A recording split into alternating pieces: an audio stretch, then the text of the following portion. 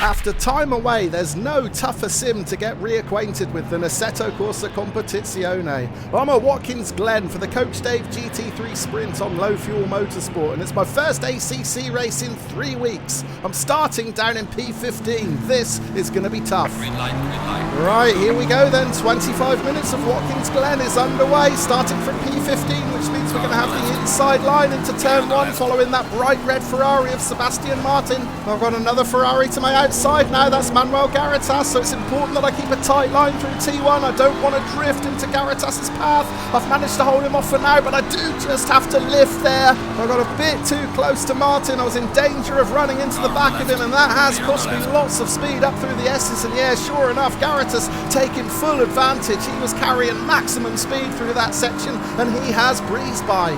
But Garitas looking a bit indecisive over which line he wants to take into the inner loop there. Now that looked like an overtake attempt up the inside from me, but it wasn't. I was just trying to get out the way.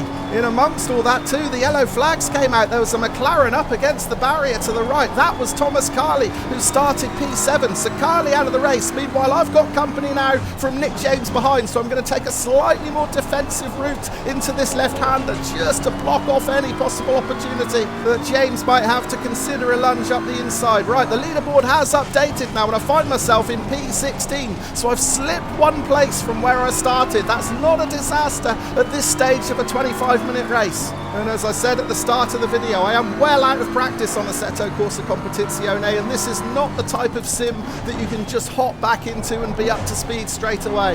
So I suspect that very much like my Mazda MX-5 Cup race at Hockenheim in the week, I'll see my pace start to improve as this race goes on. So for now, I've just got to keep it safe, keep it steady, and stick with this pack in front. Well, we're almost at the end of the first lap already, and it has been encouragingly clean so far. It's not always the case at Watkins Glen, but we've only lost one driver on this opening lap. That was Thomas Carley at the inner loop. So as we end lap 1, we've got Sebastian Martin in 13th, Torben Hübner 14th, Manuel Garitas 15th, and I'm in 16th. James has dropped back a little bit now. We don't have to worry about him behind. Oh, yes we do! Out of nowhere, that green Porsche just came flying into T1. Well, James must have missed his braking point there. I couldn't have entered that corner any quicker because I was right behind Garitas, and now I find myself rejoining in 22nd position. Well, let's go back and check out a replay to see how this race unravelled pretty quickly. We'll start with the incident at the inner loop. It's a battle of two McLarens. Thomas Carley on the inside, Claudio Pizzo on the outside, and two just don't go into one. Carley is brutally barged into the barrier. Right, lap 2, you can see my light green BMW, but watch the darker green Porsche behind. Now, I'm not so sure Nick James is actually going for an overtake there. I think he's just braked a bit too late, and he's actually trying to avoid me. Let's watch it from his onboard. Now, I'm having to adjust my speed slightly because of Garitas in front of me, and yeah, James is just caught out. But fair play to him, he did stop and wait for me to rejoin, and he also got in touch after the race to say sorry. So absolutely no hard feelings from me there on that incident. Meanwhile, back to the race, and it didn't take me too long to catch up with the rest of the pack, and it was because of incidents like that. It's absolutely amazing that no other drivers ploughed into Andrea Dascanio there, because that Ferrari slid right across the track in front of 5 or 6 other cars. As a result, Dascanio is only just rejoining now, so that is going to give me one position back. I'm up into 21st at the hairpin. And remember, it's still early days in this race. We're only 3.5 laps in, so we're going to jump forward a lap now, returning to the live action on lap 4. Now, I'm already making good progress when it comes to closing in on this pack of cars in front, but I am going to get a lot closer thanks to a crazy incident at the next corner. But yeah, I'm making good progress now, just 1.3 seconds behind Remy Caprica ahead, and it looks like we've lost another Ferrari at this left-hander, Lorenzo Borgetto has gone. And now I'm even closer, they're 3 wide ahead, and all 3 have taken each other out! Well, what on earth happened there? We'll go back and check out the replay shortly, but for now we'll stick with the live action. We've already picked up 3 positions, and we may pick up a 4th because we're alongside Thomas Carley now. Carley was the only one of the 3 to emerge from that wreck, but we may get the position here. We're on the inside. I'm just not quite close enough to get it done. We're side by side through this right-hander. We're still side by side. However, Carley is going to have the higher ground into this left-hander. So I've got no choice but to tuck back in behind the McLaren, but I'm making progress now, up to P18. Right, let's take another look at this incident, and it really is a catalogue of errors. We'll start by watching the orange McLaren, the number 5 of Glenn Derendorf. He pokes his nose up the inside of Lorenzo Gorgetto. That sends the Ferrari out onto the grass. It also bunches the pack closely together. As a result, we get a three-way battle that does not end well. It's contact between the purple Ferrari of Don Grimm on the outside and Thomas Carley in the middle, which caused that wreck. Glenn Derendorf was the other driver who got caught up on it. We're riding on board now with Thomas Carley in the McLaren, and watch as he just starts to veer right at exactly the same time as Grimm starts to veer left. As a result, we get catastrophic contact.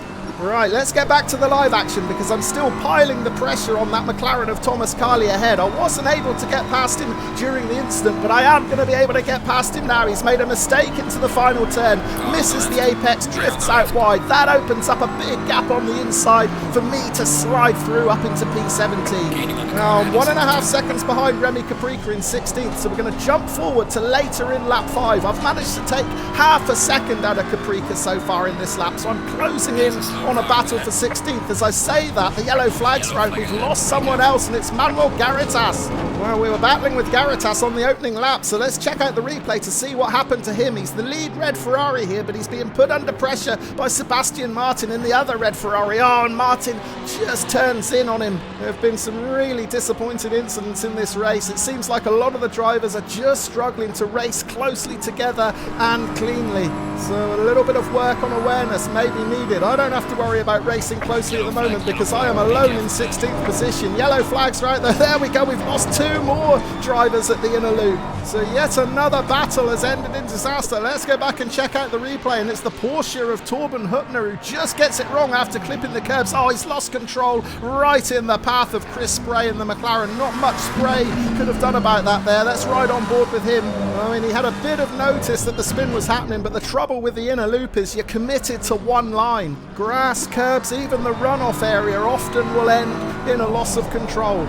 But hopefully there'll be no loss of control for me now because I'm up into P14 and I'm closing in fast on Remy Caprica. Caprica in 13th is now just 0.3 of a second in front, and I've also got clear sight of Claudio Pizzo in 12th. And Caprica is applying all sorts of pressure on Pizzo now into T1. In fact, he's thrown it in a bit too hot because the rear steps out. That Porsche has lost it. I take to the runoff area to get around safely. Well, that puts me up into P13. Right, let's jump forward to later on lap 7. I'm now in hot pursuit of Pizzo in 12th. He's within 1 second and he's got the inner loop all wrong. He's out onto the curb. That sends me out a little bit wider than I would have liked. Pizzo was in all sorts of bother there, but he managed to hold onto the car and the defensive line, so there was no way through for me there, but I'm right on his tail and in a battle now for P12. Alright, let's jump forward to the end of lap 7. I'm still within 0.4 of a second of Pizzo, and I feel like I've got a little bit more pace than the McLaren. But this isn't a simple two-way shootout either. We've still got Remy Caprica behind. Caprica managed to save that spin at T1 on the previous lap with minimal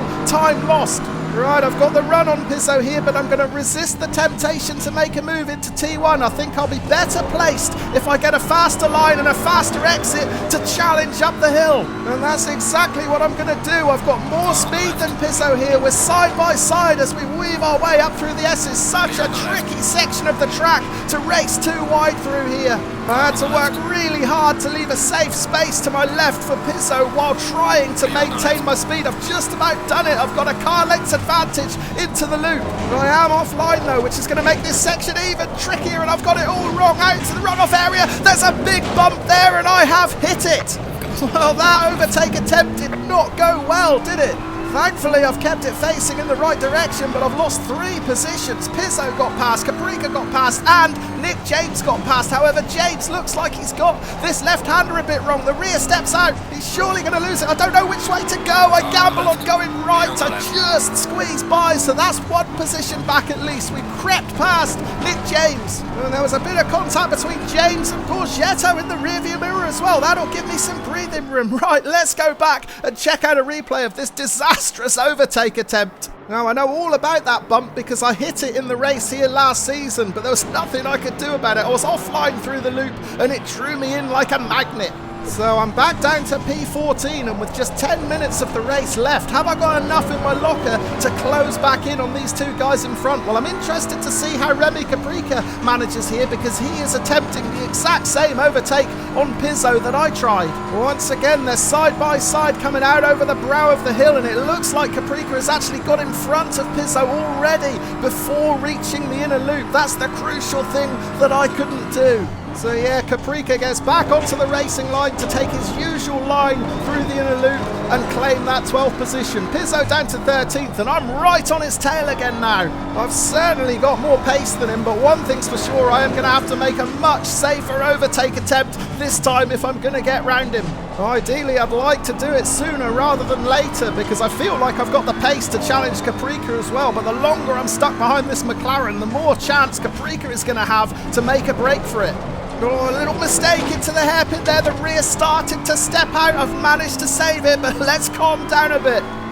Right, end of lap 9, composure regained. Now what can I do about getting past Pizzo? I feared that Caprica might be able to make a break for it in that Porsche, and he is not hanging about. He's already opened up a 2-second gap. But I've certainly got the run on Pizzo here, so I may have a look at trying this move up the inside into turn 1. It didn't work the last time when I tried it out of turn 1, so can I make it earlier? No, I can't. Pizzo holds me off.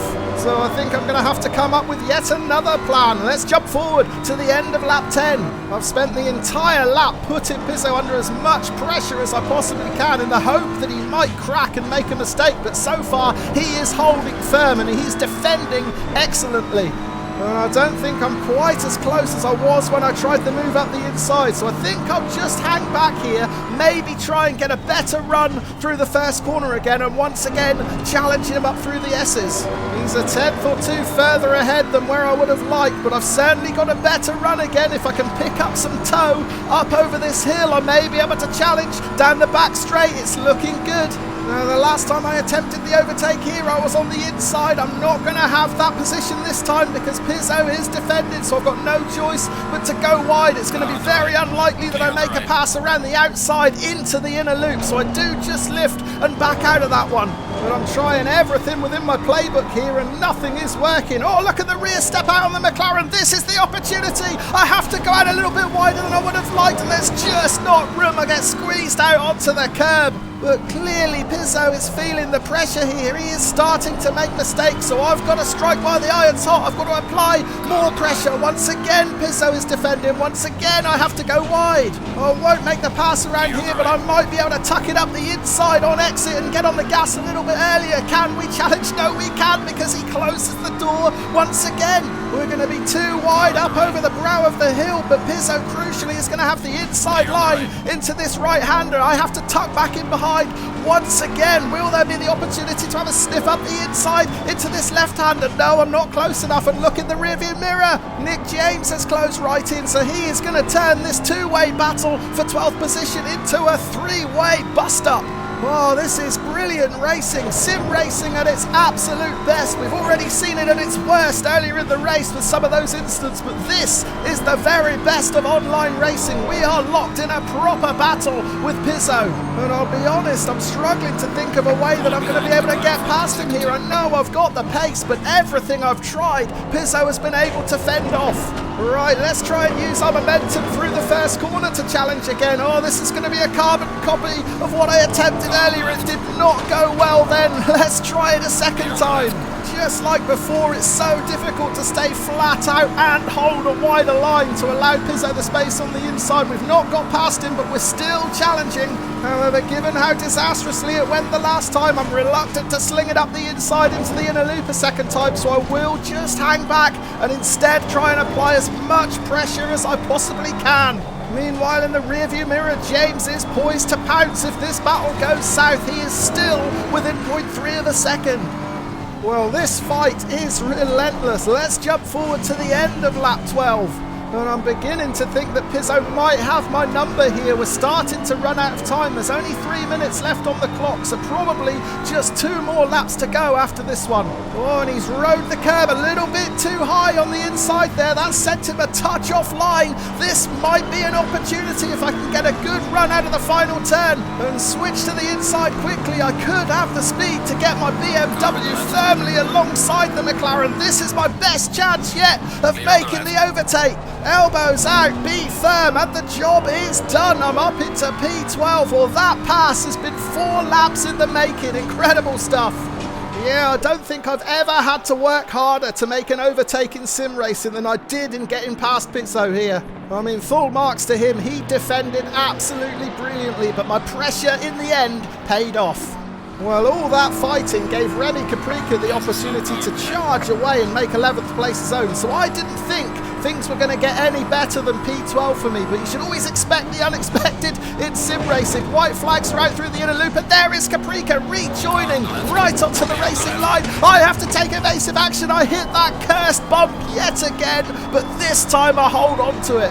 How close did I come there to stacking it on the very last lap? Well, let's take another look at this incident because it is a really bizarre one, and it's yet another example of a lack of situational awareness. Now watch the Ferrari on the inside, Bjorn Derber. He's side by side with the red and white Ferrari of Tony Ilsato, but he inexplicably starts moving over to the left. I mean, he must have known that that car was there. They were side by side all through the S's. Right, now we're on board with Caprica, and he's caught up with the touring Derber, and whack! He gets taken out on entry into the inner loop. I mean, you're always taking a risk when you try and move up the inside, but seeing how slowly that car in front was going, he probably thought it was okay to make the move, but Derber suddenly turns in. And now it's Caprica's turn to rejoin, which throws me to the runoff area. However, Caprica is going to lose it a second time, and watch how close he comes to taking me out, inches away from collecting my rear. So yeah, we often talk about the good, the bad and the ugly of sim racing. Well, we've seen it all within the same race here. There's been some really poor racecraft on display, but I had an absolutely cracking battle with Claudio Pizzo. For 4 laps we raced within 0.1, 0.2 of a second of each other with not one bit of contact. And despite the disappointment of being spun out at the start of lap 2 and having to rejoin down in 22nd place, I managed to claw back 11 places. A finish of P11, that's 4 positions higher than where I started on the grid and far higher than my number 22 plate on the car predicted. All in all, a good day's work. I hope you enjoyed watching it. Cheers.